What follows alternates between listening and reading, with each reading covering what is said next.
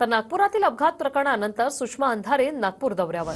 सुषमा अंधारे आज सीताबर्डी पोलीस ठाण्याला भेट देणार आहेत। अपघात प्रकरणातील तथ्य समजून घेणार असं सुषमा अंधारे म्हणाले। संकेत बावनकुळे बारमध्ये दूध प्यायला गेला होता का असा सवाल अंधारेंनी विचारला। तर भाजपच्या लोकांना स्थानिक नेते मदत करतायत। अंधारे यांनी काँग्रेस आमदार विकास ठाकरेंवर निशाणा साधलाय।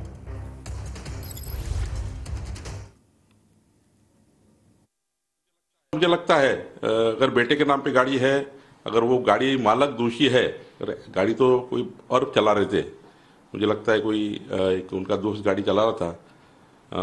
अगर गाड़ी मेरे बेटे के नाम पे है तो उसके नियम से जो कार्रवाई होगी वो करना चाहिए। चंद्रशेखर बावनकुळे असे म्हणजे एका पत्रकारांना बाजूला घेऊन, सगळ्यांना एकत्रित नाही, एका पत्रकाराला बाजूला घेऊन असं सांगतायत की निष्पक्ष चौकशी व्हावी। फार दबक्या आवाजात सांगतायत की निष्पक्ष चौकशी व्हावी। कशी निष्पक्ष चौकशी होणार आहे बरं? अजूनही जर संकेत बावनकुळे यांचं नाव FIR मध्ये आलंच नाही तर निष्पक्ष चौकशी कशी होईल? बावनकुळे साहेब, आपल्याला असं वाटत नाही का की जेव्हा आपण असं म्हणता की संकेत पिलेला नव्हता, संकेतचा मित्र पिलेला होता, मग संकेत काय बारमध्ये दूध प्यायला वगैरे गेलेला होता का?